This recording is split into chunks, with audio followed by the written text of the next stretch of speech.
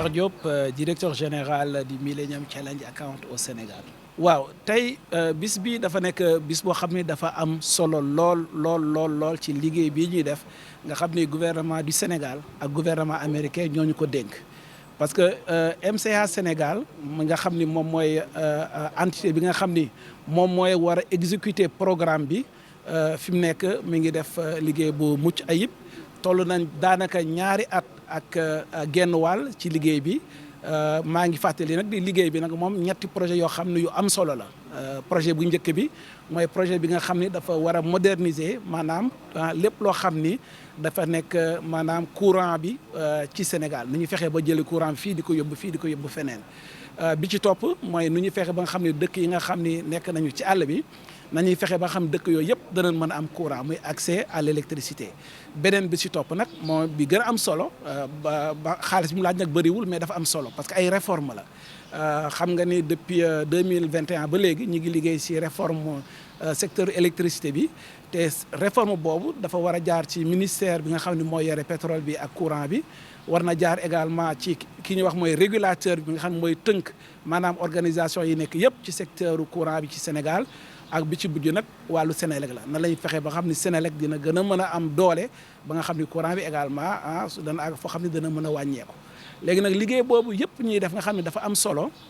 mënuñu ko def rek dem dañ koy def ba pare fexe ba nga xam ne nag képp koo xam ni nekk nga Sénégal muy gouvernement bi muy secteur privé bi muy association secteur public ñëpp daal maanaam xam liggéey bi nan lañ ko defee ba beneen yoon suñu songee liggéey bu mel noonu mu yombal ko. loolu nag moo tax tey jii ñu signé convention bii nga xam dafa nekk convention bu am solo ñun ak université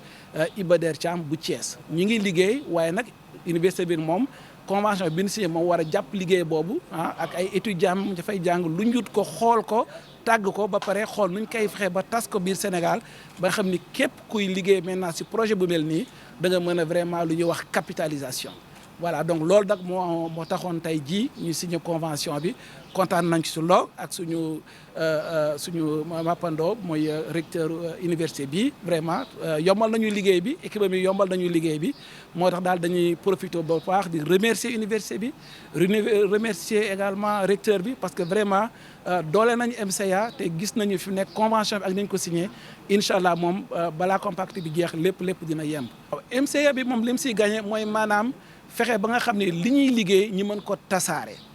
li nga xam ne moo la ñuy wax meilleure pratique li nga xam ne maanaam noonu la ñu war a tàggate projet noonu la ñu war a gérer projet ak programme si la xam ne dafa wàllu passation de marché loo xam ne dafa nekk wàllu finance loo xam ne dafa nekk wàllu technique loo xam ne dafa nekk wàllu gouvernance loo xam ne dafa nekk wàllu transparence yooyu yëpp noonu compact bi def siy liggéey te ñun nag bëgguñu ko liggéey rek téye ko pour ñun moo tax ñun li ñu bëgg mooy tey université bi jàppale ñu ba loolu yëpp mën a tas ci réew mi université bi nag moom li mu siy gagné mooy moom tamit xam nga université day tàggat ay étudiants université bi dina mën a matière boobu ñuy liggéey jël ko xool ko tàggat étudiants yi ak ay professeurs am ba nga xam ni étudiants yi nga xam ne ñooy génn ci université bi dana leen dooleel ba xam ne ëllëg ci biir suñu génnee dana leen équiper ba nga xam ni projet bu ñu dugg rek danañ ko mën a liggéey ci meilleure pratique yi.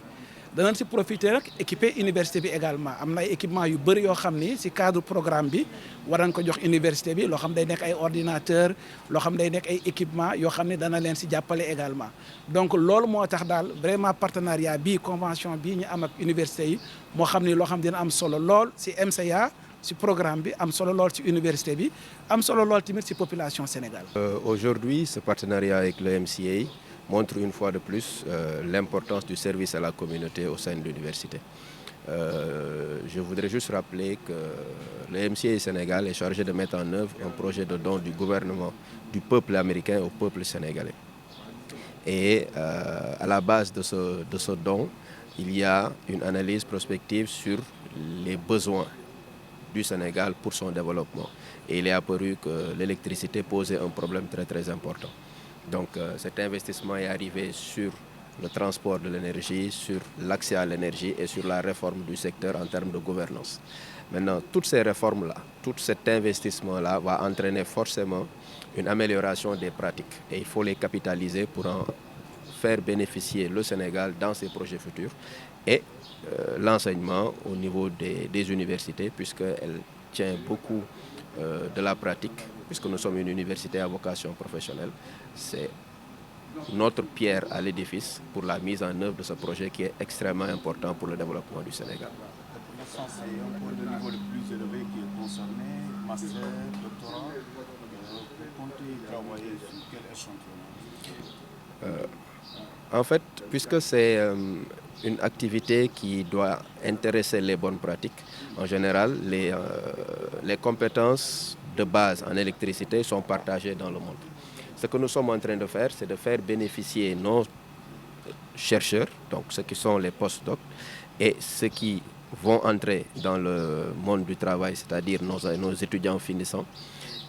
des comportements les meilleurs qui ont été capitalisés dans le cadre de ce projet. Parce qu'en général, quand vous mettez en œuvre un projet, vous rencontrez des difficultés. Et avec chaque difficulté, vous trouvez une solution et vous surmontez cette difficulté-là. Et il est dommage qu'à la fin du projet, que tout ce que vous avez capitalisé comme expérience, comme compétence pour réaliser ce projet-là soit rangé dans les tiroirs. Donc nous, notre rôle,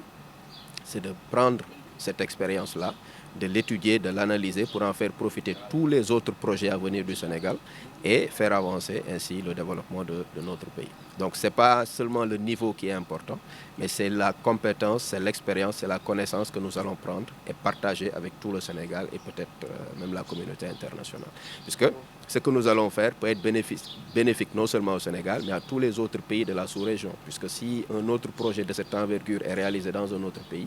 mais les mêmes difficultés, puisque c'est la même société en général en Afrique de l'Ouest, les mêmes problèmes vont se poser, les mêmes difficultés, et elles vont être surmontées et profiter de l'expérience qui va être capitalisée dans le cadre de ce projet est vraiment une aubaine. Et c'est ça le rôle de la recherche, faire de la prospective, analyser le présent pour pouvoir faire des prospections dans l'avenir. Merci, monsieur le directeur.